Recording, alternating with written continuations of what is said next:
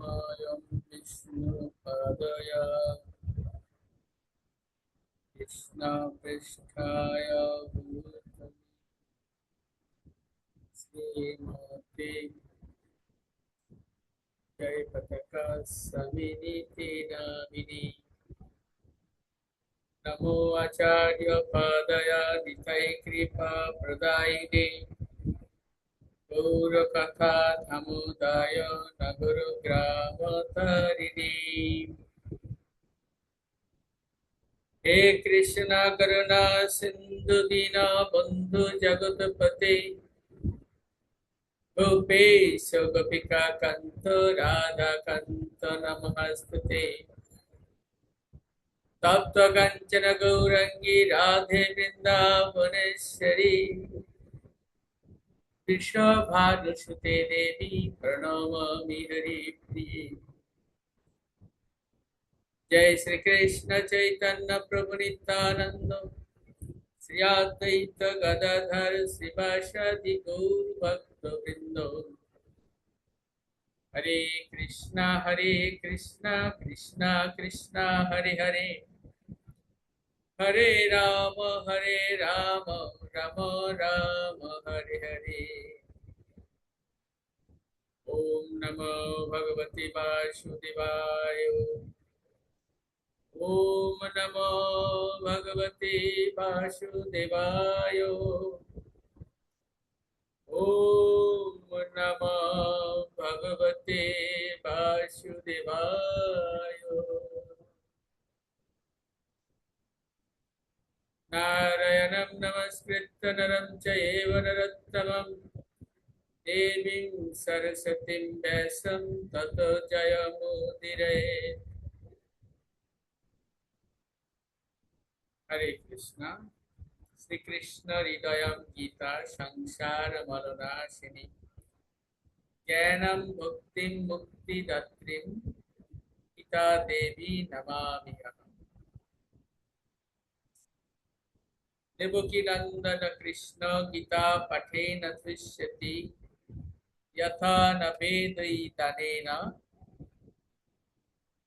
यज्ञो तीर्थै ददाति। हरे कृष्णा। शुद्धि भक्त सज्जन, आज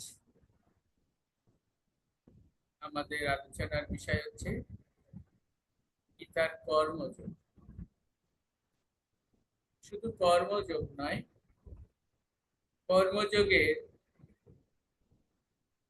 36 থেকে 43 নম্বর শ্লোকের ভিতরে রয়েছে জীবের পরম শত্রু কাম। এই বিষয়টা নিয়ে আমরা আলোচনা করার চেষ্টা করব।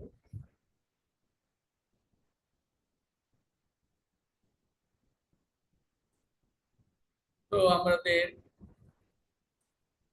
শ্রীমদ্ ভগবদ গীতার 3য় অধ্যায়ে কর্মযোগ। আর এই কর্মযোগের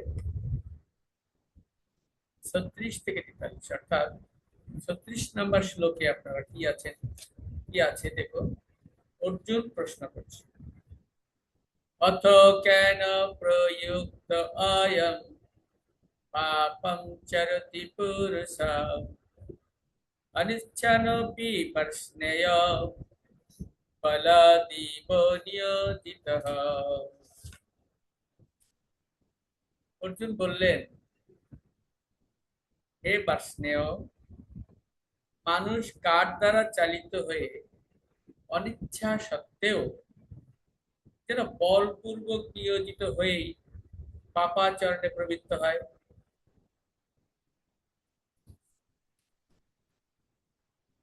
ভগবান বলছেন, শ্রী ভগবান উবাচ কামেষু ক্রোধয়েষু রাজগুণ সমুদ্ভবঃ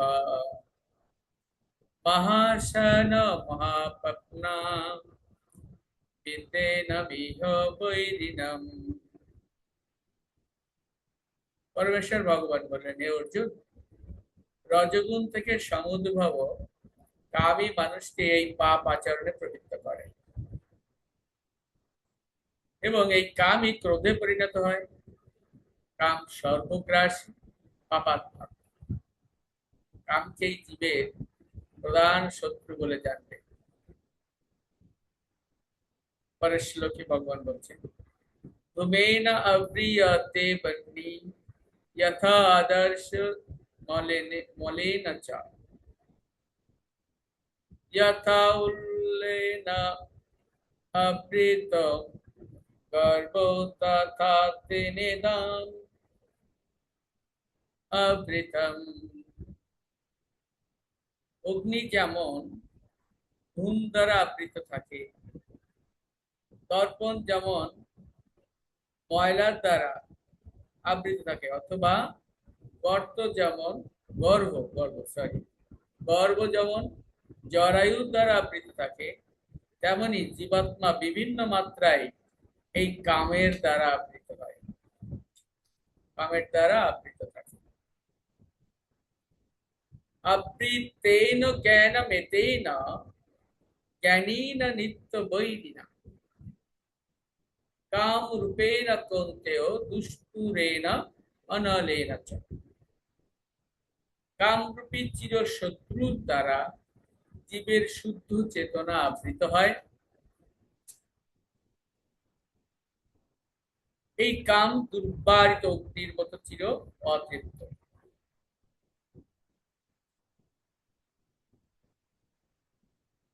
হরে কৃষ্ণ। তো আমি এই কয়েকটা শ্লোক উচ্চারণ করলাম। এই শ্লোকগুলোর ভিত্তিতে আমরা যেটা জানতে পারি সেটা কি, জীবের পরম শত্রু বা চির শত্রু হচ্ছে কাম। তা আমরা গীতার ৩য় অধ্যায়ের এই অংশটায় দেখতে পাচ্ছি যে ভগবান কৃষ্ণ ব্যাখ্যা করছে যে মানুষের পাপ আচরণের মূল কারণ হলো কাম। মানুষের পাপ আচরণের মূল কারণটা হচ্ছে কাম।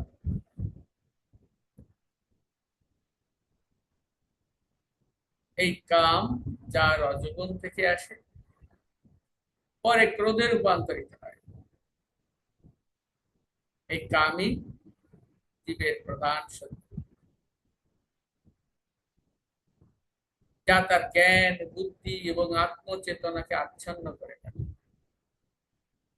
কাম, শাস্ত্রে বলা হয়েছে, কাম কখনো তৃপ্ত হয় না, আগুনের মতো সবকিছু গ্রাস করে নিয়ে যায় এবং মানুষকে বারবার ইন্দ্রিয়ের পিছনে টেনে নিয়ে যায়। কাম, এই কাম আত্মার আসল অবস্থাকে ঢেকে রাখে, যেটা আমরা একটু আগে শ্লোকের মাধ্যমে পড়েছি। যেমন ধোয়া আগুনকে, ধুলো দর্পণকে, তাই না, এবং জরায়ু গর্ভস্থ শিশুকে আচ্ছন্ন করে রাখে। ভগবান বলেন যে কাম বুদ্ধি, মন বুদ্ধি এবং ইন্দ্রিয়ের মধ্যে বাস করে। তাই কামকে জয় করতে গেলে প্রথমে ইন্দ্রিয় সংযম, তারপর মন বুদ্ধির নিয়ন্ত্রণ এবং শেষে আত্মচেতনার দ্বারা নিজেকে স্থির রাখতে হবে। আত্মাকে যদি কৃষ্ণ চেতনার পথে প্রতিষ্ঠিত করা যায়, তবেই কামকে পরাজিত করা সম্ভব। একজন ধর্মনিষ্ঠ ভক্ত এই জ্ঞানকে হৃদয়ে ধারণ করে ক্রমাগত আত্মসংগ্রামের মাধ্যমে কামকে জয় করার চেষ্টা করেন এবং সর্বদা শাস্ত্রের পথেই পরিচালিত হয়। কাম, যা জীবের চিরশত্রু। এখান থেকে দেখুন, এখান থেকে আমরা কি বুঝবো এই অধ্যায়গুলো থেকে? বোধগম্যতা,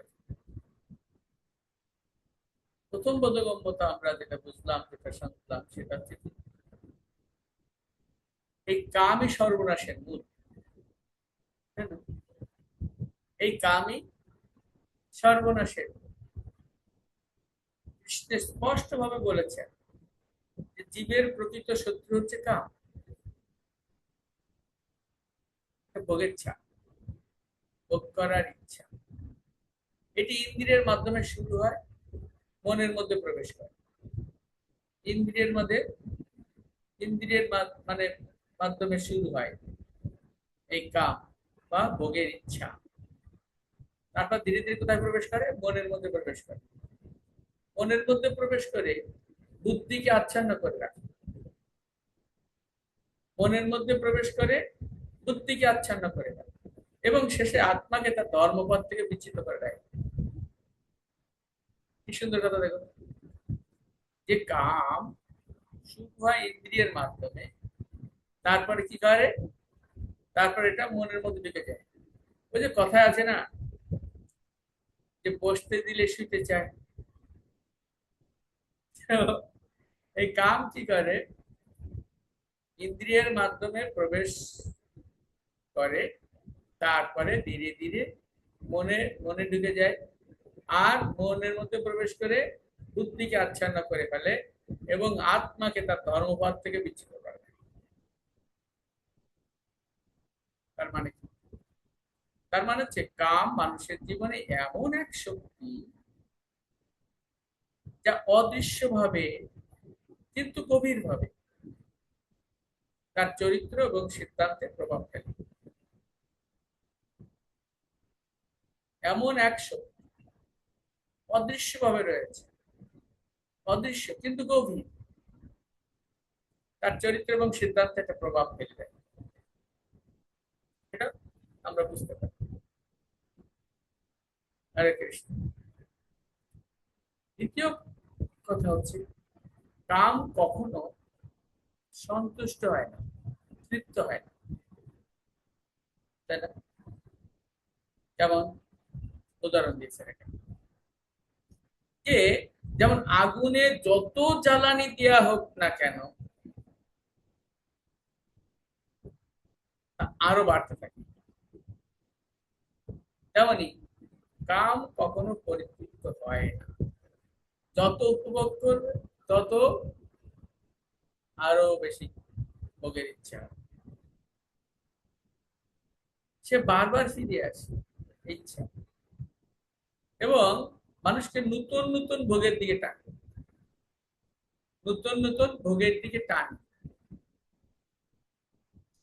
তাহলে দেখুন, দমন করতে যদি না পারা যায়, এই কামকে যদি আমরা দমন করতে না পারি, তাহলে সে কোথায় নিয়ে যাবে? অসীম পাপের দিকে নিয়ে যাবে। আমি বাংলাদেশের ওই চর অঞ্চলের ছেলে, জোয়ার ভাটা চলে নদীতে। তো মাঝে মাঝে আমরা খাল বিলে নয়, নদীতে, বড় খালে নদীতে যখন আমরা নৌকা বেঁচে, এইবার যদি আমরা অপটু নৌকা চালানো, স্রোতে সমুদ্রের দিকে নিয়ে যাচ্ছে, অর্থাৎ ভাটা, এমন যদি নিয়ন্ত্রণ করতে না পারি, তাহলে সে একেবারে টানতে টানতে নিয়ে চলে যাবে একটা গভীর সমুদ্রে।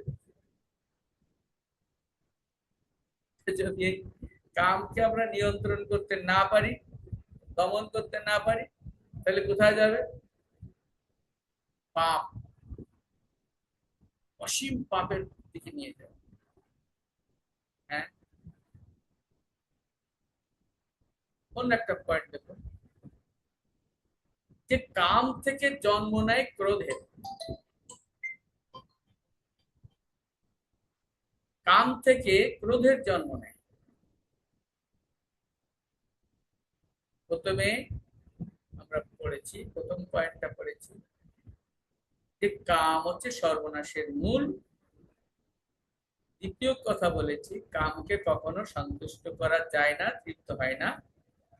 এবার বলা হচ্ছে যে কাম থেকে জন্ম নেয় রাগের, ক্রোধের জন্ম নেয়, ক্রোধের জন্ম নেয়। কাম যখন পূর্ণ হয় না, আমরা গীতার 2য় অধ্যায়ের 62-63 নম্বর শ্লোকে কিন্তু পড়েছি। হ্যাঁ, ধ্যায়ত বিষয়ান পুংস সঙ্গস্তেষু জায়তে সঙ্গত সঞ্জায়াতে কাম কামত ক্রোধো বিজায়তে ক্রোধাত ভবতি সম্মোহ সম্মোহত স্মৃতি বিভ্রাম স্মৃতি ভ্রংশত বুদ্ধি নাশ বুদ্ধি নাশত প্রণশ্য। পড়েছি, আপনারা সবাই জানেন। তো বলছে কাম যখন পূর্ণ হয় না তখন কি হয়, তার থেকে জন্ম নেয় ক্রোধের, রাগের জন্ম। এই ক্রোধ কি করে? এই ক্রোধ মানুষের যুক্তিবোধকে নষ্ট করে দেয় এবং অপরাধমূলক কাজে লিপ্ত করে, বুদ্ধি বিবেচনা নষ্ট করে, যুক্তিবোধ। তাই কাম এবং ক্রোধ উভয়ে জীবের ধ্বংসের কারণ। কাম এবং ক্রোধ দুজনে মিলে জীবের জীবকে ধ্বংস করে দেয়। ঠিক আছে, পরবর্তী পয়েন্ট, বুদ্ধি, মন ও ইন্দ্রিয়ের মধ্যে কামের বাস। কামের বাস কোথায়? বুদ্ধি, মন এবং ইন্দ্রিয়ের মধ্যে। শ্রীকৃষ্ণ বলছেন যে কাম প্রথমে ইন্দ্রিয়ে প্রবেশ করে, যেটা আমরা প্রথমে একটুখানি বলেছি। কাম প্রথমে কোথায় প্রবেশ করে? ইন্দ্রিয়ে প্রবেশ করে, তারপর মনের মধ্যে প্রভাব বিস্তার করে, শেষে বুদ্ধিকে আচ্ছন্ন করে দেয়। হ্যাঁ, তারপর কি বলে?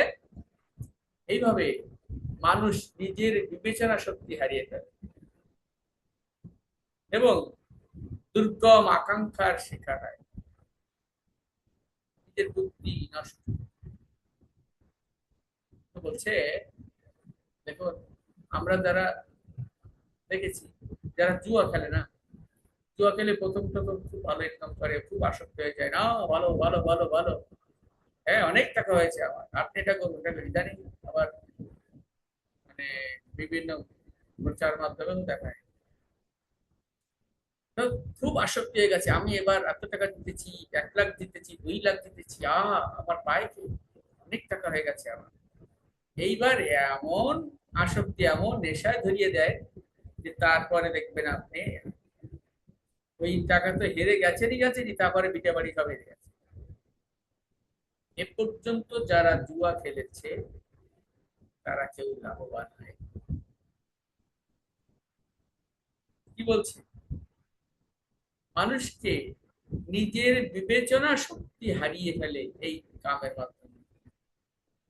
মানুষ নিজের বিবেচনাকে হারিয়ে ফেলে এবং দুর্গম আকাঙ্ক্ষার শিকার হয়। দেখছেন না, যারা নেশা করে, নেশা করতে করতে এমন একটা পর্যায়ে এখন তার ফিরে আসতে পারে না।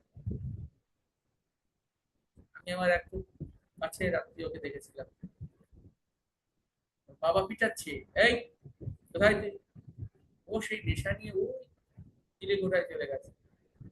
হ্যাঁ, ঘরের উপরে একটা সিলিং আছে, সেই সিলিংয়ের ভিতরে ঢুকে গেছে, শুয়ে শুয়ে নেশা করছে। দুর্গম আকাঙ্ক্ষা। এর পরবর্তী পয়েন্ট দেখুন, আত্মা সর্বোচ্চ অবস্থানে। সেটা কি? আত্মা সর্বোচ্চ এবং অন্তস্থ পর্যায়ে অবস্থিত। ঠিক, তাহলে কামকে জয় করতে হলে ধাপে ধাপে কি করতে হবে? ইন্দ্রিয়, মন এবং বুদ্ধিকে জয় করে আত্মাকে কি করতে হবে? কৃষ্ণ চেতনায় স্থির করতে হবে। তার সর্বোচ্চ অবস্থানে কি আছে? আত্মা। জয় করতে গেলে ইন্দ্রিয়, মন, বুদ্ধিকে জয় করে কি করতে হবে? আত্মাকে কৃষ্ণ চেতনায় স্থির করতে হবে, উদ্বুদ্ধ করতে হবে। হরে কৃষ্ণ। তো যেহেতু আত্মাই একমাত্র সত্তা যা প্রকৃতিগত ভাবে পবিত্র এবং ঈশ্বর সেবায় অভিষিক্ত, আত্মা, আত্মাই একমাত্র সত্তা যা কি করে প্রকৃতিগত ভাবে সর্বত্র পবিত্র এবং ঈশ্বর সেবায় অভিষিক্ত। তাই আত্মা স্মৃতি ও আত্মা পরিচয়ই কামজয় মুক্তির একমাত্র পথ।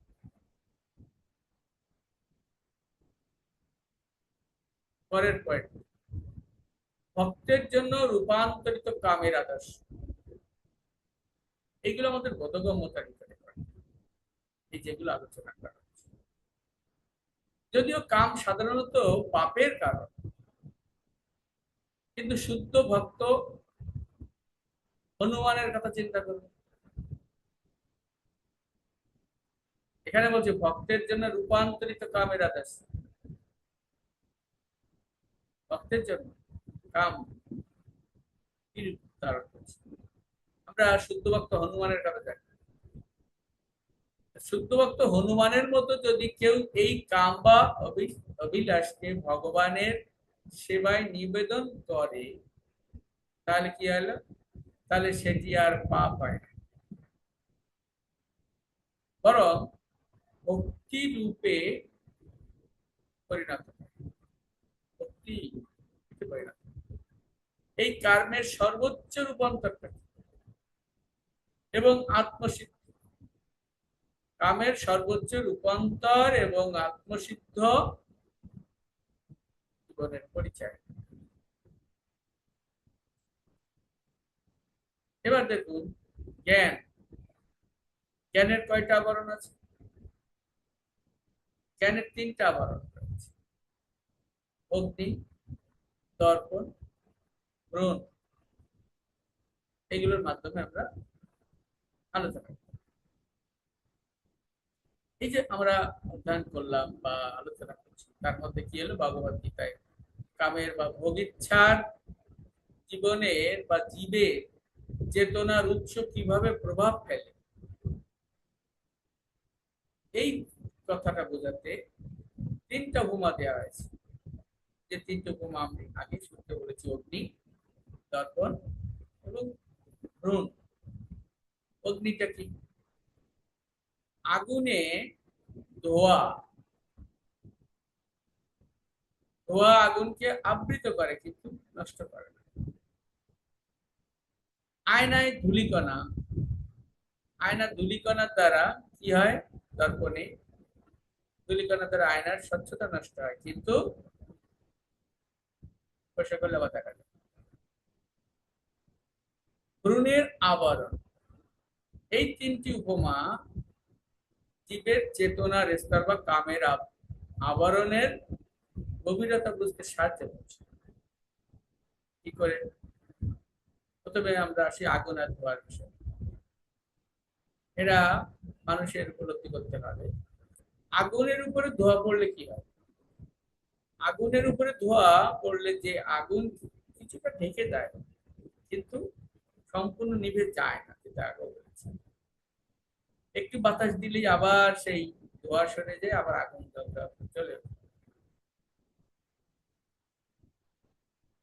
এই উপমা মানুষের জন্য প্রযোজ্য। মানুষের চেতনা কাম দ্বারা আচ্ছন্ন হলেও তা খুব গভীর নয়।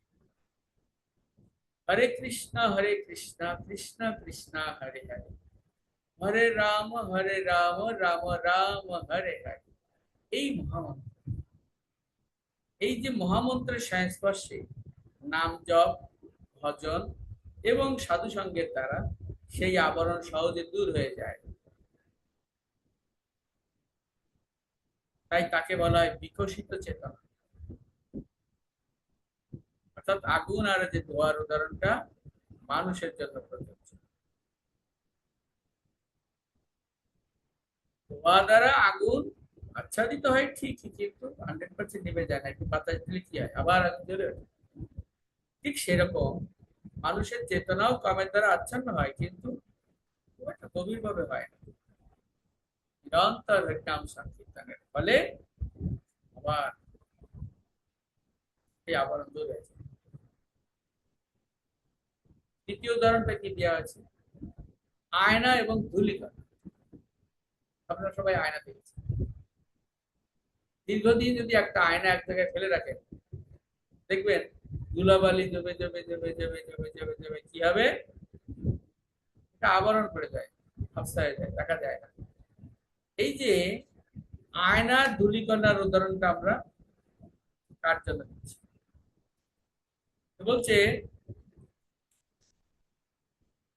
প্রতিচ্ছবি তো দেখা যায় না, আয়নায় যদি ধূলিকণা যাবে, অথচ আয়নাটি অক্ষত থাকে, আয়না কিন্তু নষ্ট হয় না। শুধু বাতাসে সেই ধুলো যায় না, একটু মুছে ফেলতে হয়, একটু ফুফা দিলে বাতাস দিলে সেই ধুলোটা সব নষ্ট হয় না, মুছে ফেলতে হয় কিংবা ধুয়ে ফেলতে হয়। এই উপমাটা দেওয়া হয়েছে পশু পাখিদের জন্য।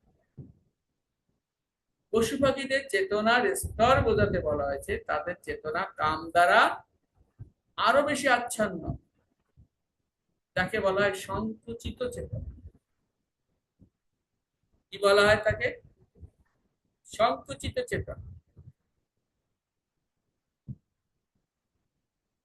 3 নম্বর উদাহরণ, ভ্রূণ বা জরায়ু আবরণ।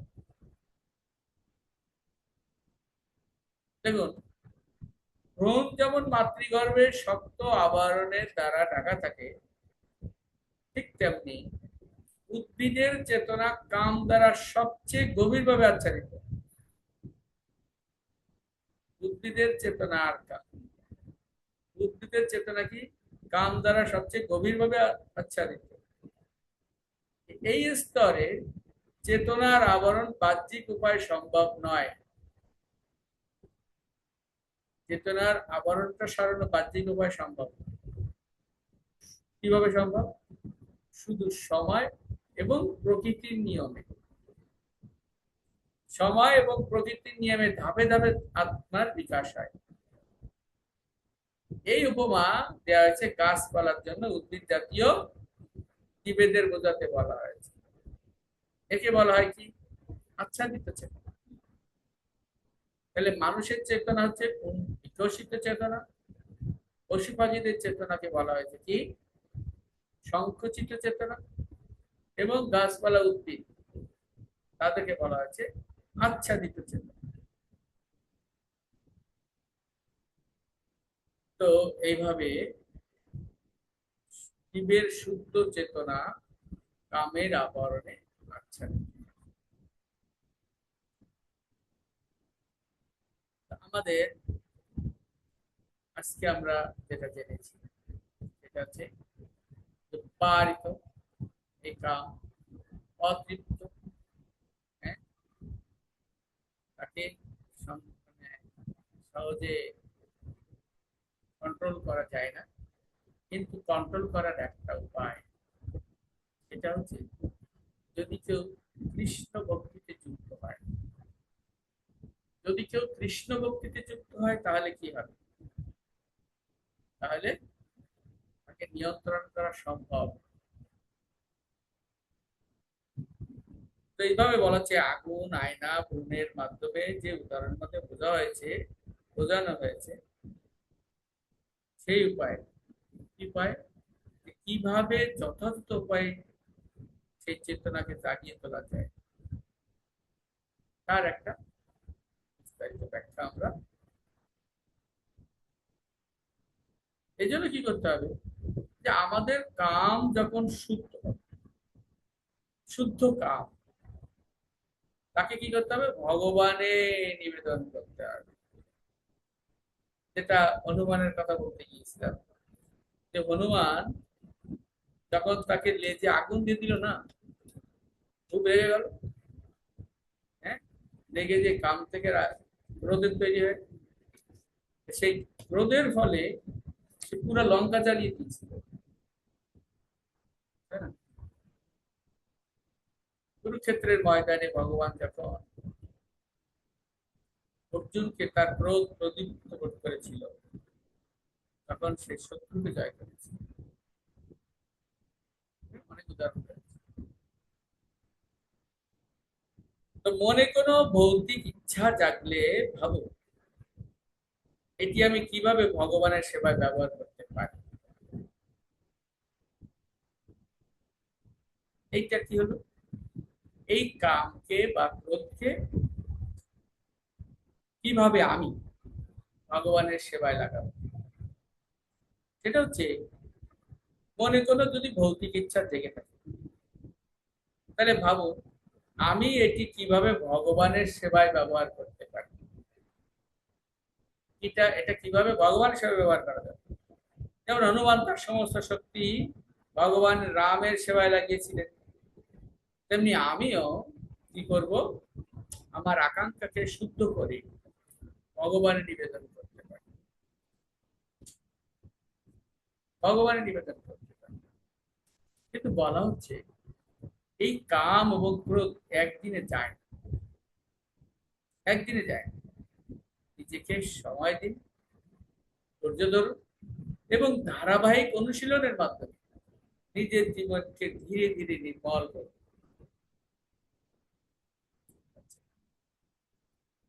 ধীরে ধীরে নিজের জীবনকে নির্মল করতে হবে। তাহলে কি হয়? এই নির্মল করতে গেলে কি লাগবে? দেখুন, সৎসঙ্গ করতে হবে, শুদ্ধ বৈষ্ণব সঙ্গ করতে হবে। যেমন যারা দীর্ঘদিন ধরে আত্মনিয়ন্ত্রণের সাধনায় রত আছেন, অর্থাৎ সাধু, তাদের সঙ্গ লাভ করার প্রয়াস করুন। সদ্গুরুর উপদেশ এবং ভক্তদের জীবনধারা অনুসরণ করলে আমরা নিজেদের শুদ্ধ করার অনুপ্রেরণা পাই। নিজেরা কিভাবে শুদ্ধ হবে, শুদ্ধ করার অনুপ্রেরণা পাই সেইভাবে। তাই এই পদ্ধতি, এবং যদি আমাদের কাম এবং রাগ উঠে আসে, উত্থিত হয়, তার সঙ্গে সঙ্গে প্রতিক্রিয়া দেখাতে না দেখি অপেক্ষা করে ধৈর্য ধরলে মন শান্ত হয়, আর কি হয়, বুদ্ধি স্পষ্ট ভাবে কাজ করতে পারে। আমি একটা টপিক পড়েছিলাম, জাপান আর্মিতে যদি কেউ কারোর প্রতি অসন্তুষ্ট হয় বা রেগে যায়, তাহলে ঊর্ধ্বতন কর্তৃপক্ষকে নালিশ করতে হবে, ঊর্ধ্বতন বসকে নালিশ করতে হবে। হ্যাঁ, আপনি নালিশ করতে পারবেন, কিন্তু ওদের নিয়ম হচ্ছে 24 ঘন্টার ভিতরে কোনো কমপ্লেন করা যাবে। খুব পছন্দ আমার, খুব ভালো। কেন?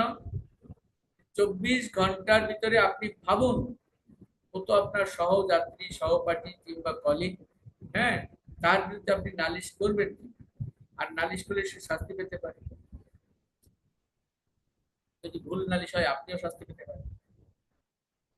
এই জন্য 24 ঘন্টা, এই 24 ঘন্টা যখন ভাবতে দেয়, তখন সাধারণত অনেকেই শেষ ফাইনালটা কি হয়, না থাক, নালিশ করবো না, বন্ধুত্ব বাড়ে, ক্ষমা করার, হ্যাঁ, ক্ষমা করার মনোভাবটা খুব জাগ্রত হয়। এই জন্যই বলছে সঙ্গে সঙ্গে নালিশ করা যাবে না। হ্যাঁ, কি করতে হবে? সঙ্গে সঙ্গে প্রতিক্রিয়া না দেখিয়ে ধৈর্য ধরুন, ধৈর্যে সুফল। আরো কি করবে, যদি মন আর বুদ্ধিকে শুদ্ধ রাখা যায় তাহলে কেমন? কৃষ্ণ ভাবনার মাধ্যমে মনকে নিয়মিত প্রশিক্ষণ দিন, ট্রেনিং এর ব্যবস্থা করুন। আমাদের মনের একটা ট্রেনিং এর ব্যবস্থা আছে, প্রতিদিন সেই ট্রেনিং করতে হবে। প্রতিদিন জপ, পাঠ, তারপরে শাস্ত্র চিন্তনে নিজেকে নিয়োজিত রাখা, এগুলো করুন। নৈতিক এবং আত্মিক বিচারে ভিত্তিতে সিদ্ধান্ত নেওয়া অভ্যাস গ্রহণ করুন। ইন্দ্রিয় সংযম তার সেজন্য খুবই জরুরি। অহেতুক চাহিদা বা ভোগের অভ্যাস ত্যাগ করে আহার, নিদ্রা, বিনোদন সবকিছুতেই শাস্ত্রসম্মত সীমার মধ্যে নিয়ে আসার অভ্যাস করুন। নিজের অভ্যাস পরিচালনা, নিজের প্রবৃত্তি।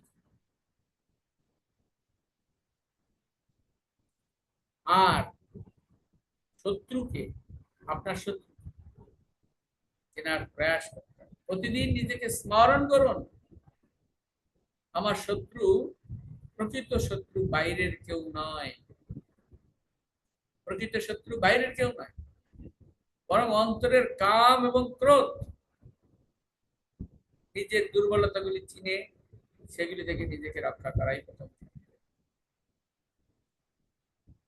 নিজের কাছে প্রশ্ন, কে আমার শত্রু? যখন শত্রু পেয়ে যাবে বা আমরা পেয়ে যাব, তখন তাকে দমন করতে শুরু। ডাক্তারের কাছে গেছেন না নিশ্চয়ই, ডাক্তার আগে ফাইন্ড আউট করে আপনার রোগটা, তারপর ওষুধ দেয়। এই ধারাবাহিক প্রক্রিয়াগুলোকে কি করতে হবে, আমাদের কাজে লাগিয়ে আমাদের আত্মার বিশুদ্ধ বিশুদ্ধ করতে হবে। ঠিক আছে, এইভাবে প্রতিদিন জীবনেই প্রতিদিন প্রতিদিন গীতা শাস্ত্র ধারাবাহিক ভাবে করতে হবে এবং ব্যবহারিক ভাবে অধ্যায়ন, তার নীতিগত নীতিগুলো পালনের মাধ্যমে আমরা ধীরে ধীরে কি করতে পারবো, কাম আর ক্রোধকে নিয়ন্ত্রণে আনতে পারবো এবং শুদ্ধ ভক্তি জীবনে অগ্রসর হতে পারবো। হরে কৃষ্ণ। কারো যদি কোনো প্রশ্ন থাকে প্লিজ।